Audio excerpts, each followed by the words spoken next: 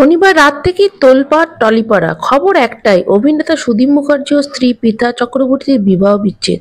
আচমকা মেলে একটি পোস্ট, সেখানে পৃথা স্পষ্টই জানিয়ে দেন তিনি ও সুদীপ মুখার্জি তারা একসঙ্গে আর নেই। এরপর শুরু হয়ে যায় নানান জল্পনা।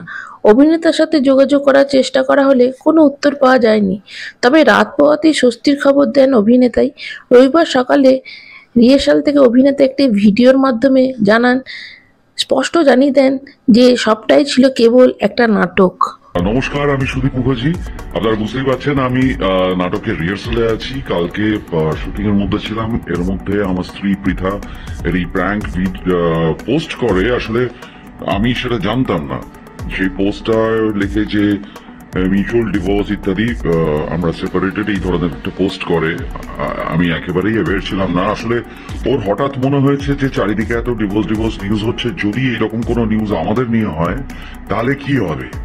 ও মানে ব্যাপারটা যেহেতু অতটা ভেবে রাখেনি যে এটা নিয়ে এরকম একটা সোশ্যাল মিডিয়ায় বিশাল রটনা তৈরি হবে, মিডিয়া ঝাঁপিয়ে পড়বে অফকোর্স। আর আমিও সারাদিন শুটিং এর মধ্যে ছিলাম, আমি জানতাম না। আমি হঠাৎ করেই দেখলাম যে আমার কাছে প্রচুর মিডিয়ার বন্ধুদের ফোন আসছে, আমার যারা ক্লোজ বন্ধু বান্ধবদের ফোন আসছে। আমি যার জন্য কাজের মধ্যে ফোন সুইচ অফ করে রেখে দিয়েছিলাম, বুঝতে পারিনি। তারপরে আমি রাত্রে গিয়ে এইটা দেখলাম, আমার শান্তি হলো।